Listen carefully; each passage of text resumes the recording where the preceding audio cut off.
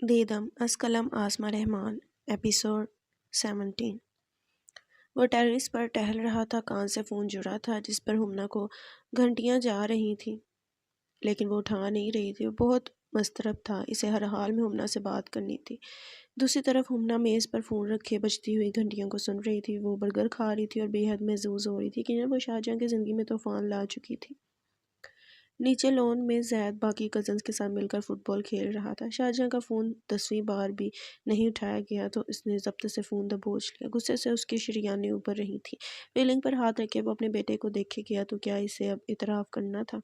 ہر جرم، ہر گناہ، ہر بے وفائی قبول کرنی تھی؟ تو کیا وقت آ چکا تھا؟ 2 ماہ بعد وہ گزارا شاہجہاں عرف یونگشی کو بری طرح گھائل کرنے والا تھا، تو کیا وہ تیار تھا؟ نہیں، اس نے بے ساختہ کہا وہ تیار نہیں تھا۔ وہ فرد جرم عائد ہونے کے لیے تیار نہیں تھا، کم از کم تب تک تو بالکل بھی نہیں جب تک گزارا کے والد رہا نہیں ہو جاتے۔ وہ ایک غم دے کر اس لڑکی کو دوسری خوشی دینا چاہتا تھا، ایک ایسی خوشی جس کے سہارے وہ باقی مائندہ زندگی گزار سکے۔ ہاتھوں میں فون دبائے وہ ریلنگ پر بازو رکھے بے حد لاغر لگ رہا تھا۔ جسم کی ساری توانائی جیسے نچڑ گئی تھی۔ اسی لمحے اس کا فون بجا۔ اس نے تیزی سے اٹھا کر کان سے لگایا۔ ہمنا، میری بات سنو، مجھے تم سے ملنا ہے، ابھی اسی وقت۔ سر، میں بول رہا ہوں، قاسم نے انکشافی انداز میں کہا، جس پر اس نے کان سے فون ہٹا کر سکرین دیکھی۔ وہ ہمنا کی نہیں، اس کی سیکرٹری کی کال تھی۔ اس نے پیشانی مسل کر واپس فون کان سے جوڑ دیا۔ ہاں قاسم، بولو۔ سر، آپ کو کوریا آنا ہوگا، یہ کمپنی والے مجھ سے نہیں سنبھل رہے۔ وہ چڑے ہوئے لہجے میں کہہ رہا تھا۔ کیا کر رہی ہیں وہ؟ اپنی ہٹ درمی پر قائم ہے سر، آپ آ جائیں نا، آپ کو دیکھ کے یہ وکیل بھی الرٹ ہو جائے گا۔ اس نے کفت سے کہا۔ تو ساری گڑبڑ وکیل کر رہا ہے؟ اس نے پیشانی سے ہلائی۔ اسے لالچ لگ گیا ہے سر، اور پیسوں کے لیے ڈھیلا پڑ رہا ہے۔ ایسا ہی ہونا تھا، لوگ مجبوریوں کا فائدہ بہت خوبی سے اٹھاتے ہیں۔ وہ طنز سے ہنس دیا، پھر اس نے پیشانی سے انگلیاں ہٹائیں۔ ٹھیک ہے قاسم، میں آتا ہوں، تم وکیل سے بحث مت کرنا۔ جی سر۔ اس نے ایک سانس نکال کر فون بند کر دیا۔ شاہجہاں نے وکیل پر نظر رکھنے کے لیے قاسم کو کوریا بھیجا تھا۔ اس کے ساتھ وہی وکیل تھا جو یونگ ہو کا کیس لڑنے کی حامی بھر چکا تھا۔ جب پچھلی بار شاہجہاں دبئی سے یکایک لندن چلا گیا تھا، وہ اسی وکیل سے ملنے اس کو یونگ ہو کا کیس سونپنے گیا تھا، جس کے لیے اس نے ڈالرز میں خطیر رقم مانگی تھی۔ اس نے کمپنی اور قانون دونوں کے ساتھ مفاہمت کرنانے کی کوشش کی، لیکن کمپنی کا کیس مضبوط تھا۔ یونگ ہو نے کانٹریکٹ توڑا تھا۔ وہ رہا ہو بھی جاتا تو اسے عدالت میں کئی ملین وون خرچ کرنے پڑ سکتے تھے، جس کے لیے گزارا کما رہی تھی۔ وہ جانتا تھا کہ یہ اس کے لیے بے حد مشکل ہوگا، اس لیے اس نے پس پردہ وکیل کے سارے اخراجات اٹھا لیے تھے۔ وہ براہ راست یونگ منی کو پیسے دے کر عدلیہ میں خرچ نہیں کروا سکتا تھا، گو کہ اس طرح اس کا پیسہ کم خرچ ہو جاتا، لیکن وہ ایک غیر ملکی تھا۔ یونگ ہو کے ساتھ اس کا نسب بھی کوریا میں واضح نہیں ہوا تھا۔ دوسرا، یونگ منی اس سب کو دیکھ رہی تھی، وہ اس کی موجودگی میں ایسا کچھ نہیں کر سکتا تھا، اس سے گزارا کو فوراً بھنک لگ سکتی تھی۔ اس لیے اس نے وکیل کا سہارا لیا، اس طرح وہ مدد بھی کر لے گا اور گزارا کو بھنک بھی نہیں پڑے گی۔ اس کا جانا ہی ٹھیک تھا۔ اب کیس میڈیا اور عوام کے سامنے آ چکا تھا، بیرونی ممالک کی ساری نظریں اس پر پڑ گئی تھیں۔ ایسے نازک معاملات میں وہ کسی طور پر اس کو نظر انداز نہیں کرنا چاہتا تھا، اور پھر یہاں زید سے دوری فی الوقت اسے کئی خرابیوں سے بچا سکتی تھی۔ اس کا نہ ہونا ہی بہتر تھا۔ جب وہ واپس آ جائے گا تب یونگ ہو یقیناً رہا ہو چکا ہوگا۔ اس صورت گزارا کو اپنی سچائی بتانا اندھوناک نہیں ہوگا۔ اس نے سوچا اور سامان پیک کرنے لگا۔ یقین نہیں آ رہا شاہ مجھے بتائے بغیر لندن چلے گئے ہیں۔ وہ حلیمہ کمرے میں فرش پر بیٹھی میز پر کوہنیاں ٹکا کر ہاتھوں میں چہرہ بڑے کہہ رہی تھی۔ حلیمہ سامنے LED کو درست کر رہی تھی، جس کے کیبل میں جانے کیا خرابی آ گئی تھی کہ چینل آ کے نہیں دے رہے تھے۔ پہلی بار تھوڑے ہی گئے ہیں، کبھی کبھی تو جا کے واپس بھی آ جاتے تھے اور ہمیں پتہ ہی نہیں چلتا تھا۔ شاہ ایسا تو نہیں کرتے، مجھے تو بتا دیتے ہیں، وہ خفگی سے کہہ رہی تھی۔ گلابی سفید رنگت پر اس وقت کوفت اور غصہ سوار تھا۔ حلیمہ نے کیبل درست کی تو چینل چلنے لگا۔ وہ ریموٹ لیے پیچھے آ گئی اور اس کے پیچھے صوفے پر بیٹھ گئی۔ گزارا نے چہرے سے ہاتھ اٹھائے اور میز پر پڑے رامن کھانے لگی جو اس نے خصوصی طور پر خریدے تھے۔ وہ حیران تھی کہ اسے اپنے پسندیدہ رامن CSD میں ملے تھے۔ کوریا میں تو ہر دکان میں مل جاتے ہیں۔ برتن پر منہ جھکائے وہ چاپ سٹک میں گنگریالے نوڈلز بڑھتی پھر منہ میں ڈال لیتی۔ حلیمہ بیزاری سے چینل بدل رہی تھی، پھر اس نے سرد آہ بھری۔ پاکستان میں کچھ اچھا لگتا ہی نہیں، مجھے نیٹ فلکس ہی دیکھنا پڑے گا۔ وہ عام چینل سے ہٹ کر نیٹ فلکس پر گئی۔ وہاں مختلف سیریز نظر آ رہی تھی، انگریزی، کورین، جاپانی، چائنیز وغیرہ۔ وہ ایک کورین ڈرامے کی طرف چلی گئی اور اسی لمحے دروازے میں صدفان کھڑی ہوئی۔ میڈم، آپ کو چھوٹی میڈم، بڑی بیگم صاحبہ اور مجلی بیگم صاحبہ بلا رہی ہیں۔ اسی ازلی کفت سے وہ بولی۔ دونوں نے گردن موڑ کر اسے دیکھا۔ وہ اپنا پیغام سنا کر وہاں سے چلی گئی تھی۔ کس کی بات کر کے گئی ہے؟ ایک تو یہاں کسی کو نام سے نہیں بلایا جاتا ہے، گزارہ نے چڑھ کر کہا۔ تائی، چچی اور امی تینوں آپ کو یاد فرما رہی ہیں، حلیمہ نے ڈرامہ چلاتے ہوئے کہا۔ اب ان کو کیا کام پڑ گیا؟ وہ کفت سے پیالہ پیچھے دھکیل کر بولی، پھر ٹیشو اٹھا کر منہ صاف کیا اور اسی طرح باہر چلی گئی۔ راہداری میں اس نے بلائی ریلنگ سے جھانک کر نیچے دیکھا تو لاؤنج خالی تھا۔ کہاں تھی وہ سوچ میں پڑ گئی۔ پھر اسے یاد آیا وہ سب ایک ہی جگہ مجلس لگاتی ہیں، طاہرہ بیگم کے کمرے میں۔ تو وہ اس سمت چلی آئی، لیکن ابھی وہ لوبی مڑ کر اس راہداری میں داخل ہوئی ہی تھی کہ اسے اپنے کمرے سے متعدد آوازیں آئیں۔ اس کے کمرے میں کون تھا؟ وہ چونک گئی، پھر تیز تیز اس طرف بڑھی۔ دروازے پر ٹھہری تو دیکھا کہ اندر تینوں موجود تھیں۔ طاہرہ بیگم وسط میں کھڑی تھی، روشنا اپنی بہن کے ساتھ بستر پر متمکن تھی، کرن البتہ کھڑکی کے پاس کھڑی ہنس رہی تھی۔ بہن کی ایک لڑکی جو 13-14 سال کی تھی، وہ اس کی موم بتیوں کو اٹھائے الٹ پلٹ کر دیکھ رہی تھی۔ آپ نے بلایا تھا مامی؟ وہ ذرا ٹھٹکتی ہوئی اندر آئی۔ طاہرہ بیگم نے پلٹ کر دیکھا۔ ہاں، یہ روشنا کی بہن ہے، حسن ابدال سے آئی ہے۔ کچھ دنوں میں اس کے پتے کا آپریشن ہے، پہلے بھی کئی بار آ چکی ہے۔ مروت سے تعارف کراتی وہ کمینگی سے مسکرائی روشنا، اور اس کی بہن نے جل کر پہلو بدلا۔ سلام۔ گزارہ رسماً جھکی۔ یہ ہے تیری بگوڑی نند کی بیٹی۔ روشنا کی بہن آسمہ نے ناک چڑھائی۔ گزارہ نے اپنی ماں کے لیے یہ لفظ سنا تو جبراً مسکرا دی۔ اگر وہ اس عورت کے ساتھ اکیلی ہوتی تو یہ لفظ بولتی تو اسے پتے کے ساتھ گردے کا بھی علاج کرانا پڑ جاتا۔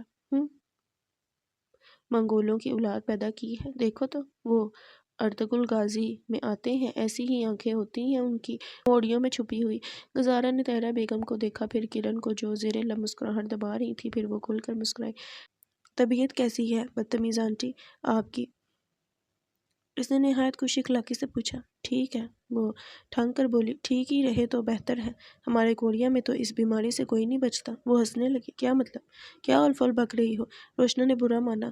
پتے میں پتھری ہے ان کے، اور کچھ نہیں ہے۔ میں کب کا؟ اچھا یہ سب چھوڑو، طاہرہ بیگم جھنجھلائیں۔ گزارہ، آسمہ بہن جب بھی آتی ہیں اس کمرے میں ٹھہرتی ہیں، تم اپنا سامان یہاں سے نیچے والے گیسٹ روم میں شفٹ کر دو۔ جب تک یہ یہاں ہے اس کمرے میں رہیں گی۔ کیا مطلب؟ وہ بوکھلا گئی۔ میری بہن اس کمرے میں رہتی ہے، سنا تم نے، اس لیے اسے فوراً سے پہلے خالی کرو۔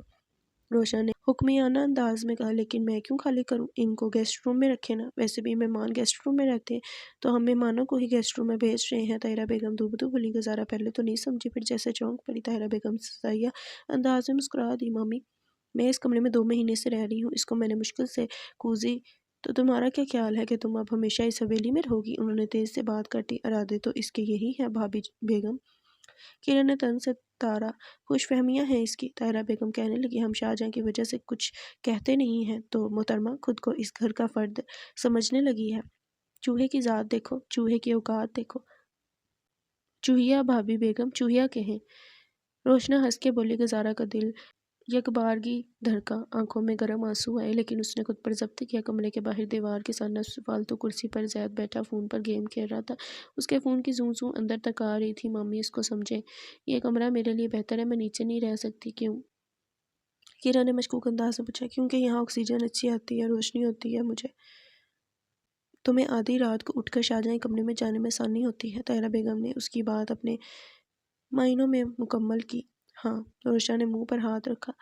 کیا کہہ رہی ہیں بھابی بیگم؟ آدھی رات شاہجہاں؟ سچ کہہ رہی ہوں، اپنی ماں کے نقشے قدم پر چل رہی ہے یہ، میری ماں کو بیچ میں نہ لائے۔ اس نے دھیرے سے انتباہ کی۔ تو کہہ دو کہ میں جھوٹ بول رہی ہوں، تم شاہجہاں کے کمرے میں نہیں جاتی۔ میں جاتی ہوں، لیکن جیسا آپ سوچ رہی ہیں ویسا کچھ نہیں کرتی۔ وہ بے اختیار رو پڑی۔ آج شاہجہاں نہیں تھا، اس کی غیر موجودگی کا فائدہ طاہرہ بیگم ہمیشہ اٹھاتی تھی۔ بند دروازوں کے پیچھے کیا ہوتا ہے ہمیں کیا معلوم، اور ویسے بھی تم چاہے خود کو کتنا پاک صاف بنا لو، ہو تو تم ایک بھاگی ہوئی ماں کی بیٹی، ایک چھنال کی بیٹی، نہ چاہتے ہوئے بھی تمہارے اندر فحاشی کا عنصر تو ہوگا ہی۔ میری ماں کے بارے میں ایسی بات مت کریں۔ وہ گڑگڑا سی گئی۔ اچھا، ہماری بات نہ کرنے سے حقیقت بدل جائے گی؟ انہوں نے زہر سے گھورا۔ ماں آپا نے کچھ غلط نہیں کیا، انہوں نے نکاح کیا تھا، ہاں، بھاگ کر، ہمارا منہ کالا کر کے۔ اس کی کیا ہی منہ اس کے کیا ہی منہ لگ رہی ہیں بھابی بیگم، جانے دیں، پھر شکایتیں لگائے گی شاہ جہاں سے، آپ ہی کا کردار برا بن جائے گا۔ اس کے من بھر آنسوؤں کو تو دیکھو، یہی ٹسوے شاہجہاں کے آگے بہائے گی اور سو سو ہمدردیاں بٹورے گی۔ ویسے بھی اس جیسی نازک چھینک سے ٹوٹنے والی لڑکیاں صرف ٹسوے بہانا ہی تو جانتی ہیں۔ روشنا نے ناک چڑھا کر بیزاری سے کہا۔ گزارا نے اذیت سے آنکھیں مینچ لیں، آنسو ٹپ ٹپ ٹھوڑی سے نیچے لڑکنے لگے۔ اب بند کرو یہ تماشا اور اپنا سامان شفٹ کرو نیچے، ہم تمہارے نوکر نہیں لگے جو یہ کام بھی کر کے دیں۔ طاہرہ بیگم نے تلخی سے سر جھٹکا اور اس پر ایک بری نظر ڈال کر باہر چلی گئی۔ ریاض نے انہیں جاتا دیکھا۔ شی از سو لاؤڈ۔ پھر کان کھجا کر واپس گیم میں گھس گیا۔ اسے سارا سامان بھلکتے ہوئے نکالا اور سسکیاں لے لے کر پیک کیا۔ بار بار وہ آستین سے آنکھیں رگڑتی، پھر کوئی سامان اٹھا کر بیگ میں ڈال لیتی۔ جو وہ لائی تھی ساری چیزیں پیک کرنے کے بعد وہ دونوں بیگ گھسیٹتے ہوئے نیچے گیسٹ روم میں لے آئی۔ سامان سیٹ کرنے کے بعد اس نے حسب عادت موم بتیاں جلائیں، کھڑکیاں کھول لیں، پھر وہ کمرہ اسی طرح چھوڑ کر باہر لون میں چلی گئی جہاں شاہجہاں اس دن بیٹھا تھا۔ اسی بینچ پر بیٹھ کے دل دکھ کی گہرائیوں میں گرا ہوا تھا۔ والدین اپنے بچوں کی برائی سن لیا کرتے ہیں، لیکن بچے اپنے والدین کی برائی کبھی نہیں سن پاتے، چاہے وہ ماں باپ سے ناراض کیوں نہ ہو۔ وہ کبھی برداشت نہیں کرتے کہ ان کے والدین کو کوئی برا کہے، اور پھر جب ان میں سے کوئی ایک زندہ نہ ہو تو وہ ہر برا لفظ برچھی کی چبھتا ہے، جیسے اسے اس وقت چبھ رہا تھا۔ آج سورج تیز تھا، چھن کر پڑتی شعاؤں میں اس کا عکس جیسے بہار کی چٹکتی ہوئی کلی کی طرح دمک رہا تھا۔ وہ گود میں رکھے ہاتھوں کو مسلسل ہاتھ دھونے والے انداز میں رگڑ رہی تھی۔ آنسو گالوں پر پھسل رہے تھے۔ زیاد نے اسے کمرے سے نکلتے دیکھا تھا، پھر وہ اس کے پیچھے چل آیا تھا۔ اس کا سامان نکالنے تک وہ کمرے کے ساتھ نیچے فرش پر اکڑو بیٹھا بظاہر گیم کھیل رہا تھا، لیکن وہ انتظار کر رہا تھا کہ وہ کب باہر آئے گی۔ پھر جب وہ لون کی سمت گئی تو وہ بھی پیچھے پیچھے چلا آیا۔ اس وقت وہ کبھی ایک کونے میں جاتا، کبھی دوسرے کی نکھیوں سے اسے دیکھ رہا تھا، ظاہر کر رہا تھا اس کی طرف دھیان نہیں ہے۔ وہ اس کے بینچ کے پاس بھی آیا، لیکن گزارا نے محسوس نہیں کیا۔ وہ اسی طرح یہاں وہاں جھانکتا پھولوں والی کیاریوں کی طرف بڑھ گیا۔ رنگ برنگے پھولوں پر تتلیاں اور شہد کی مکھیاں اڑ اڑ کر بیٹھ رہی تھیں۔ اس نے پیلا پھول توڑا، پھر پلٹ کر گزارا کو دیکھا۔ اس نے آج سفید رنگ کے ٹخنوں تک آتی کاٹن کی سیدھی فراک پہنی تھی جس پر چھوٹے چھوٹے پھول بنے ہوئے تھے، زرد، سرخ، نیلے اور گلابی۔ زید اس کے ڈریس کو دیکھتے ہوئے پھول توڑ رہا تھا۔ پھر اس نے ایک ایک کر کے سارے پھولوں کی ڈنڈیوں کو اکٹھا کیا اور نیچے سے گھاس کی لمبی لمبی کھڑر کھینچے اور ڈنڈیوں کے گرد لپیٹ لیے، یوں کہ وہ 4 پھولوں کا بوکے بن گیا۔ ان کو لیے وہ ہچکچاتا چھوٹے قدم لیتا اس کے پاس آیا اور پھولوں کو نمائشی انداز میں اس کے عین چہرے کے آگے پکڑ لیا۔ گزارا نے ڈبڈبائی آنکھیں اٹھائیں۔ ڈونٹ کرائی، I don't like crying princess, وہ چھوٹی سی ناک سکوڑ کر بولا۔ گزارا نے ایک لمحے اس بچے کو دیکھا جو ڈھیلی سی سیاہ ٹی شرٹ اور سیاہی پینٹ میں ملبوس تھا، سر پر پی کیپ الٹی پہن رکھی تھی، اسے فکر مندی اور ہمدردی سے دیکھ رہا تھا۔ وہ اداس سی مسکرائی۔ شکریہ، اس نے پھول پکڑ لیے۔ You are beautiful, your eyes, وہ اسے بغور دیکھ رہا تھا۔ گزارا نے ہنس کر آنکھیں پونچھ لیں، وہ جانتی تھی وہ بہلانے کے لیے کر رہا ہے۔ اس نے زید کی کلائی پکڑ کر پاس بٹھا دیا۔ کتنے سال کے ہو تم؟ 9 سال کا ہوں۔ اس نے سر پر ٹوپی درست کی کہ کوئی اسے چھوٹا نہ سمجھے۔ 9 سال کے ہو اور اتنے سمجھدار ہو، کس نے سکھایا ہے یہ سب؟ بابا نے، وہ کہتے ہیں لڑکیوں کو رلاتے نہیں ہیں، ان کے دل بہت نازک ہوتے ہیں۔ اچھا، لیکن تم نے تو مجھے نہیں رلایا، مگر روتا ہوا دیکھا تو ہے، وہ بے نیازی سے بولا۔ ہر روتی لڑکی کو چپ کراتے ہو تم؟ نہیں، وہ جیب سے فون نکالنے لگا۔ صرف پرنسس کو۔ تم مجھے پرنسس کیوں کہتے ہو؟ میں پلے میں پرنسس بنی تھی۔ اس لیے؟ پتہ نہیں، اس نے شانے اچکائے۔ وہ گیم کھیل رہا تھا۔ گزارا اس معصوم بچے کو دیکھنے لگی۔ اس کے باپ نے کتنی اچھی باتیں سکھائی تھیں۔ اس گھر میں باقی بھی بچے تھے، سب کتنے بیزار و بے نیاز رہتے تھے، اور ایک یہ تھا جو پھول لایا تھا۔ اس نے جھک کر پھولوں کو سونگھا، جانے کیوں اسے شاہجہاں کی یاد آ گئی اور زید۔ اس نے باپ کی غیر موجودگی میں باپ کا فرض نبھایا تھا، ان کی پرنسس کو ہنسایا تھا۔ اس کی گیم کی زوں زوں کی آواز آئی تو اس نے ذرا سا سر جھکا کر اس کی سکرین پر دیکھا۔ کون سی گیم کھیل رہے ہو؟ زید نے گیم کا نام لیا۔ وہ چونکی۔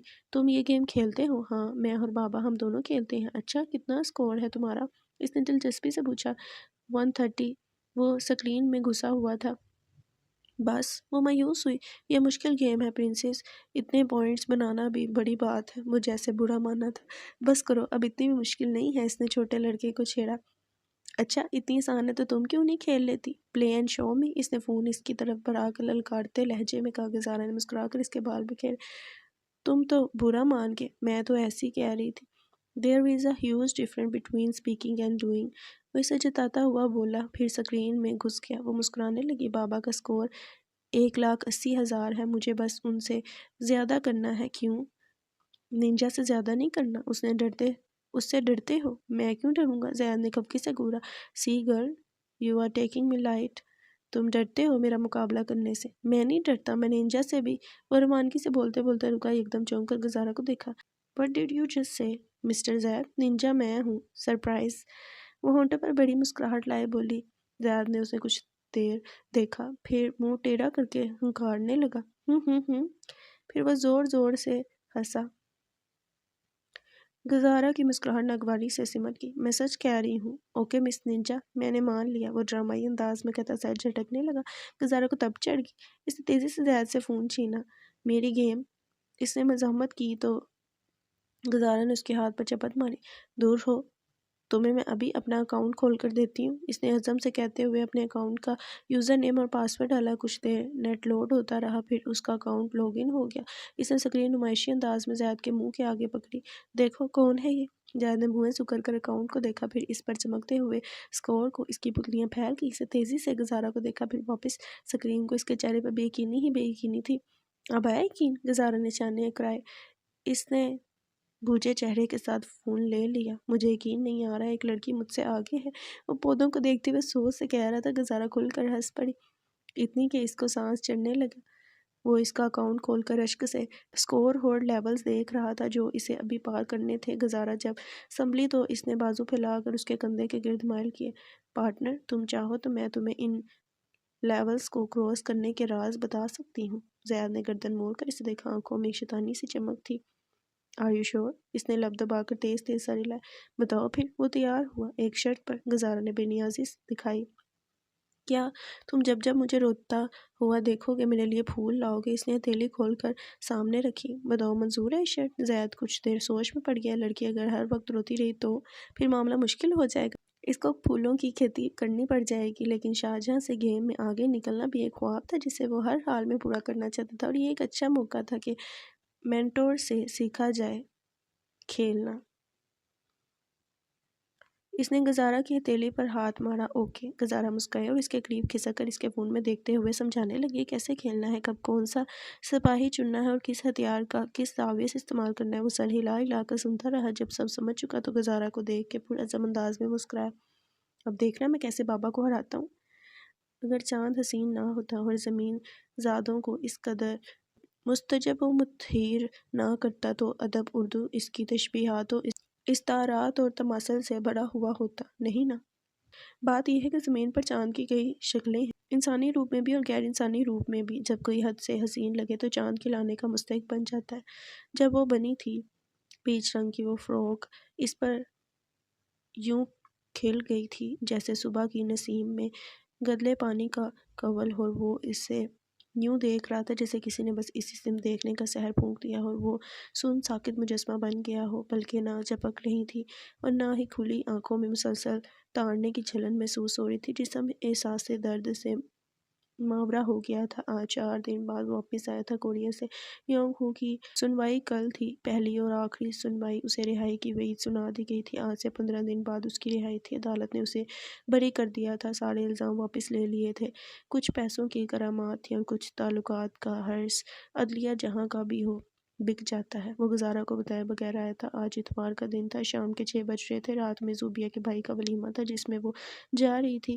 گیسٹ روم میں نیم اندھیرا تھا۔ شیشے کے مقابل لگے سٹینڈ پر گزارا کی موم بتیاں جل رہی تھیں جن کی سوندھی سوندھی خوشبو سے کمرہ معطر تھا۔ گیسٹ روم کا آئینہ گراز تھا جس کے کناروں پر میک اپ لائٹس لگی ہوئی تھیں۔ وہ سر سے پیر تک منعکس تھی۔ شاہجہاں ڈریسنگ روم کے دہانے پر کھڑے سے محویت سے دیکھ رہا تھا۔ وہ گردن میں نیکلس پہن رہی تھی جس کی ہک وہ پشت پر جوڑ نہیں پا رہی تھی۔ وہ تیار ہو چکی تھی لیکن ہیلز اور نیکلس رہتے تھے۔ اسے کشمکش میں دیکھ کر شاہجہاں قدم قدم چل کر اس کے پاس آیا اور ہک بند کرنے کے لیے اس کی انگلیوں کو چھوا جس کے لمس سے وہ چونک گئی۔ شاہ آپ؟ اس نے نیکلس چھوڑ دیا اور پلٹ کر اسے دیکھنے لگی۔ آپ کب آئے؟ نہ چاہتے وقت بتاتے ہیں اور نہ آتے وقت۔ وہ خوشی سے شکوہ کر رہی تھی، اگر بتا کر آؤں گا تو تمہارے چہرے پر یہ چمک بڑی خوشی کیسے دیکھوں گا؟ شاہجہاں ذرا سا مسکرایا، اچھا جی، بہت تیز ہیں آپ؟ وہ ٹھنگ کے بولی۔ شاہجہاں ہنس دیا۔ کمرے میں موم بتیوں کی بھینی بھینی خوشبو سکون بخش ماحول ترتیب دے رہی تھی۔ کمرہ بدلا ہے؟ ہاں، ایک ٹھنڈا سانس نکالا۔ روشنا مامی کی بہن غالباً اسی روم میں رہتی ہیں نا، اس لیے میں نیچے آ گئی۔ یہ بھی اچھا ہے، میں نے اپنے موڈ کے مطابق اسے بھی سجا لیا ہے۔ شاہجہاں نے ایک تاحرانہ نظر اعتراف میں دہرائی، پھر سر ہلایا۔ اور پلٹ کر اس کی گردن کو دیکھا۔ نیکلس اس کے گلے میں ڈھیلا سا جھول رہا تھا، بند نہیں ہو رہا۔ پاکستانی گہنے بند کرنا نہیں آتے؟ وہ معصومیت سے بولی۔ لاؤ میں بند کر دیتا ہوں۔ اس نے نرمی سے پیشکش کی تو غزالہ نے رخ موڑ لیا۔ شاہجہاں نے نیکلس کے دونوں طرف کے ہک کو تھام لیا۔ اس کی انگلیاں اس کی گردن کی پشت سے مس ہو رہی تھی۔ ہک بند ہوئی تو شاہجہاں نے پلکیں آئینے کی طرف اٹھائیں۔ کیسا لگ رہا ہے؟ غزالہ نے نیکلس کو چھو کر پوچھا۔ بہت اچھا۔ وہ ایک قدم پیچھے ہوا۔ مگر تم نے یہ رنگ کیوں لیا ہے؟ کچھ سرخ نہیں لیا؟ سرخ؟ وہ جیسے ٹھٹک گئی۔ نہیں۔ کیوں؟ میں نے سنا ہے پاکستانی شادیوں میں سرخ رنگ ضروری ہوتا ہے۔ وہ پلٹ کے سنگار میز سے لپسٹک اٹھا لی۔ سب کچھ نہ کچھ سرخ پہنتے ہیں۔ زوبیہ کے بھائی کی شادی کے لیے میں نے جان بوجھ کر کچھ سرخ نہیں خریدا۔ پتہ ہے کیوں؟ لپسٹک لبوں پر رگڑتے ہوئے اس نے شاہجہاں کو سوالیہ نظروں سے دیکھا، جو الجھن سے دیکھ رہا تھا۔ کیونکہ میں یہ آپ کے لیے پہننا چاہتی ہوں شاہجہاں کے پیروں تلے بارودی بم پھٹا۔ کامدار لہنگا زری والا، جس میں گہری گہری کلیاں ہوں گی۔ گھونگھٹ لوں گی میں سینے تک، کسی کو آپ سے پہلے شکل نہیں دکھاؤں گی، یونگ منی کو بھی نہیں۔ سرخ لپسٹک لگاؤں گی، کاجل لگاؤں گی، مہندی لگاؤں گی، اپنے ہاتھ پر آپ کا نام لکھواؤں گی جسے آپ ڈھونڈیں گے۔ شرم سے اس کا چہرہ گلابی ہو گیا۔ شاہجہاں اسے کرب سے دیکھ رہا تھا۔ ننھے خواب، ننھے سپنے، کتنی نازک، کتنی حساس تھی وہ لڑکی۔ زوبیہ نے بتایا ہے، سب پتہ ہے شاہ؟ وہ پلٹ کر اسے دیکھنے لگی۔ میں آپ کے لیے بھرپور اہتمام کروں گی، جشن سے آپ کا استقبال کروں گی۔ فراک کے کونے پکڑ کر وہ ذرا جھکی، جیسے شہزادیاں جھکتی ہیں۔ شاہجہاں کا دل کچلا جا رہا تھا۔ تم اتنا سب سوچ کے آئی ہو؟ ہاں بالکل، اس نے ڈٹائی سے کہا۔ وہ زخمی سا مسکرایا۔ وہ نہیں کہہ سکتا تھا کہ یہ لڑکی سچائی جاننے کے بعد کیا محسوس کرے گی۔ وہ نہیں جانتا تھا کہ یہ لڑکی، اس کا رد عمل کیا ہوگا۔ کیا وہ سب سہ جائے گی؟